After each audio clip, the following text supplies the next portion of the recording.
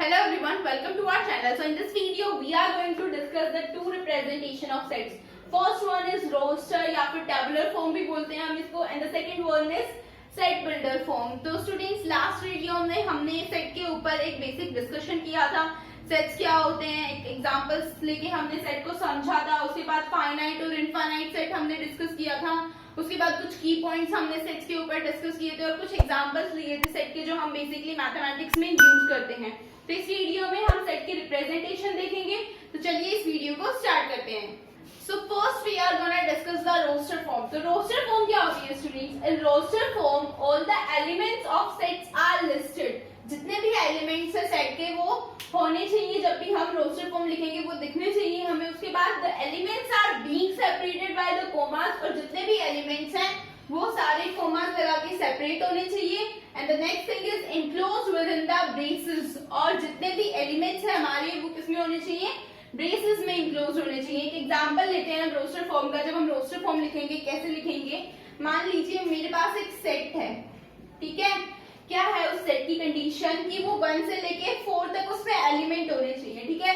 तो मैंने सेट को रिप्रेजेंट कर दिया. किससे करना है हमें रिप्रेजेंट? कैपिटल लेटर्स से हमेशा सेट रिप्रेजेंट होते हैं. उसके बाद क्या कंडीशन है? ब्रेसेस होने चाहिए, ठीक है. और एलिमेंट्स क्या आते हैं मेरे? 1 से लेके 4 तक. तो पहले एलिमेंट्स लिखो 1 2 3 एंड 4. यही हमारी कंडीशन थी ना कि जितने भी एलिमेंट्स हैं वो सारे लिस्टेड होने चाहिए, सारे होने चाहिए जब भी हम रोस्टर फॉर्म लिखेंगे. और उसके बाद सारे कोमास से सेपरेटेड होने चाहिए, ठीक है.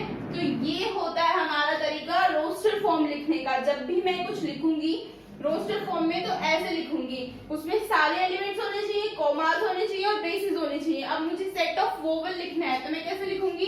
Braces A E I O and U and then close the braces, ठीक है. रोस्टर फॉर्म स्टूडेंट्स हम क्या करते हैं? फाइनाइट और इनफाइनाइट सेट दोनों के लिए ही यूज की जाती है. अगर मुझे नेचुरल नंबर्स का लिखना है तो मैं कैसे लिखूंगी? 1 2 3 and then 3 dots to represent infinite and then close the braces, ठीक है. उसके बाद स्टूडेंट्स देखिए ये कुछ क्वेश्चंस हैं हम डिस्कस करते हैं. क्वेश्चंस को इसमें क्या बोला है कि write the below mention statement in roster form. इन स्टेटमेंट्स को किसमें लिखना है? रोस्टर फॉर्म में लिखना है. तो पहले सेकंड देखते हैं. Set of all vowels. Set of all vowels मैंने यहाँ पे लिख दिया रोस्टर फॉर्म में A E I O U, ठीक है. देन फर्स्ट स्टेटमेंट क्या है? Set of all even positive. All even positive integers. Z किसको रिप्रेजेंट करता है? सेट ऑफ इंटीजर्स को, ठीक है. इंटीजर्स मैंने साइड में लिखा भी है लेस देन 7. तो स्टूडेंट्स ये जो सेट हमें बनाना है इसमें दो कंडीशन है. क्या? एक तो सारे इवन पॉजिटिव इंटीजर्स होने चाहिए और क्या? लेस देन 7 होने चाहिए. तो लेस देन 7 की कंडीशन स्ट्रिक्ट है. उसके बाद इवन पॉजिटिव मतलब 0 से इस साइड लेफ्ट में नहीं जाना है हमें, ठीक है. नेगेटिव में नहीं जाना है हमें, सिर्फ पॉजिटिव इंटीजर्स होने चाहिए. तो 7 से छोटे ऐसे कौन से इवन नंबर्स होते हैं? सो फर्स्ट एलिमेंट क्या होगा स्टूडेंट्स हमारा? इवन. इवन क्या होते हैं स्टूडेंट्स? जो 2 के मल्टीपल हो, ठीक है. तो पहला हमारा आएगा 2. 2 अपना मल्टीपल तो होता ही है. उसके बाद आएगा 4. उसके बाद आएगा 6. बेसिकली आपको क्या करना है? 2 की टेबल लिख दो. कहां तक? Less than 7. और लेस देन 7 6 4 2 ये तीनों ही 7 से छोटे होते हैं. उसके बाद 8 लिखूंगी तो 8 7 से बड़ा हो जाएगा, इसलिए 8 नहीं लिखना है.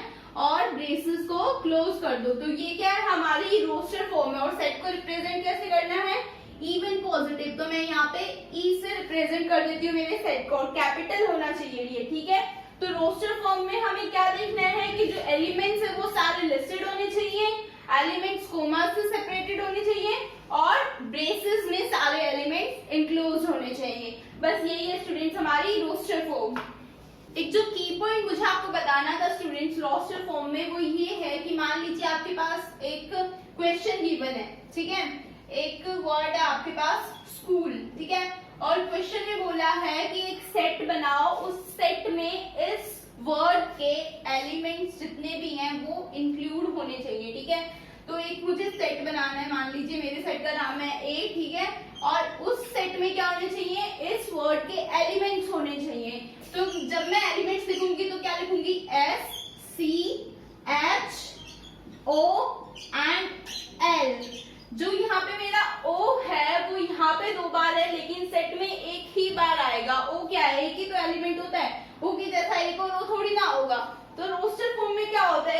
एलिमेंट्स है वो कभी भी रिपीट नहीं होने चाहिए, ठीक है। रोस्टर फॉर्म में एलिमेंट्स कभी भी रिपीट नहीं होते हैं। ऑर्डर आपका कुछ भी हो सकता है, इस सेट को मैं ऐसे भी लिख सकती हूँ COHL एंड S। ऑर्डर जो है वो मैटर नहीं करता, लेकिन जो एलिमेंट्स है वो रिपीट नहीं होने चाहिए रोस्टर फॉर्म में। So our next form is set builder form. तो सेट बिल्डर फॉर्म स्टूडेंट्स क्या बोलती है? In set builder form all the elements of a set possess a single common property. A single common property. जो भी important words है student मैं उन्हें underline कर देती हूँ, तो इन पे ज्यादा फोकस करना है। सिंगल कॉमन प्रॉपर्टी प्रोसेस करेंगे जितने भी एलिमेंट्स है सेट में, which is not possessed by any other elements outside the set। जो प्रॉपर्टी किसी और एलिमेंट के पास नहीं होगी, जो भी एलिमेंट होगा उस सेट से बाहर उसके पास वो प्रॉपर्टी नहीं होगी, ठीक है। अब एग्जांपल लेके मैं आपको ये डेफिनेशन समझाती हूँ। मान लीजिए मेरे पास एक सेट है वोवल्स का AEIOU,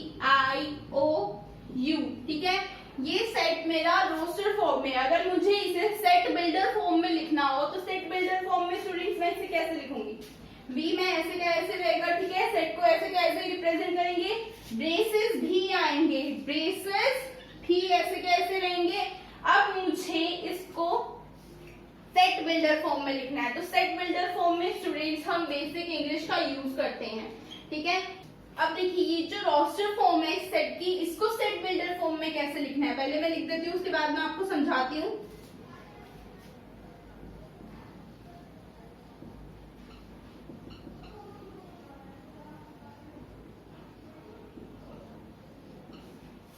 सी, ये जो रोस्टर फॉर्म है इसको ऐसे लिखना है x such that x is a vowel in English alphabet। अब ये स्टूडेंट्स x क्या है?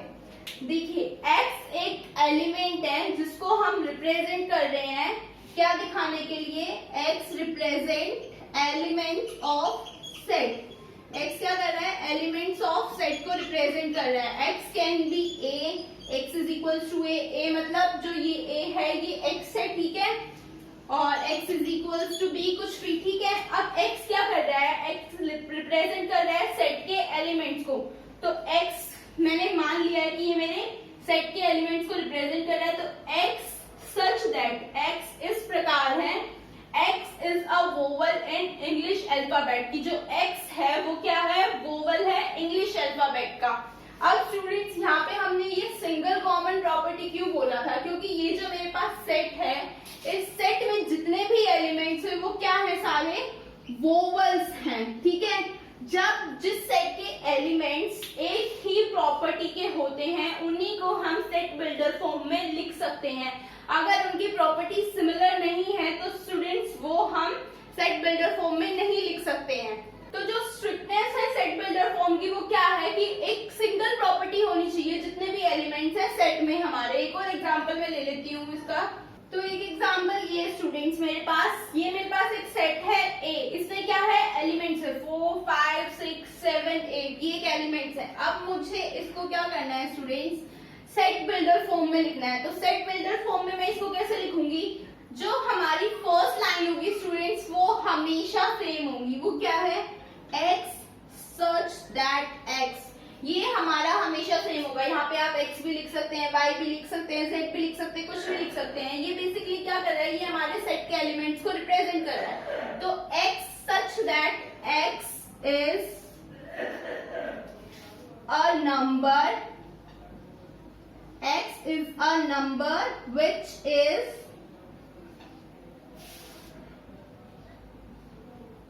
is greater than 3 and less than 9। अभी क्या है स्टूडेंट्स? x क्या है? x हमारा इस प्रकार है such that x is a number which is greater than 3 and less than 9। जो 3 से तो बड़ा है और 9 से छोटा है, ऐसे एलिमेंट्स हैं x में। x उन एलिमेंट्स को रिप्रेजेंट कर रहा है जो 3 से बड़े हैं और 9 से छोटे हैं, ठीक है। 4 5 6 7 8, तो मैंने वही एलिमेंट्स लिखे हैं। आप इसको ऐसे भी लिख सकते हैं, आप इसको स्टूडेंट्स ऐसे भी लिख सकते हैं, x such that x is a number, या फिर हम इसे नेचुरल नंबर भी बोल सकते हैं क्योंकि 4, 5, 6, 7, 8 ये नेचुरल नंबर होता है, रियल नंबर भी बोल सकते हैं, या फिर खाली आप नंबर भी बोल सकते हैं, ठीक है। तो x such that x is a number and एक कंडीशन और क्या है, एक तो ये है कि ये सारे नंबर्स है, एक कंडीशन और क्या है कि जो x है वो 3 से बड़ा है लेकिन 9 से छोटा है, ठीक है। ऐसे भी हम सेट बिल्डर फॉर्म को लिख सकते हैं। बेसिक हमें इंग्लिश यूज करनी पड़ेगी थोड़ी बहुत, ठीक है, लेकिन रोस्टर फॉर्म में क्या होता है, हमें इंग्लिश यूज करने की जरूरत नहीं होती है। तो यही डिफरेंस है हमारा सेट बिल्डर फॉर्म में और रोस्टर फॉर्म में। तो इस वीडियो में स्टूडेंट्स हमने रोस्टर फॉर्म और सेट बिल्डर फॉर्म को अच्छे से डिस्कस किया है। नेक्स्ट वीडियो में हम एक्सरसाइज 1.1 को कवर करेंगे और जो एग्जांपल्स हैं इन टॉपिक्स पे बेस्ड वो कवर करेंगे। तो आई होप स्टूडेंट्स आपको आज की ये वीडियो के टॉपिक्स जो है वो समझ आए होंगे। अगर आपको वीडियो अच्छी लगी हो तो वीडियो को लाइक करें और चैनल को सब्सक्राइब करें। Thank you so much.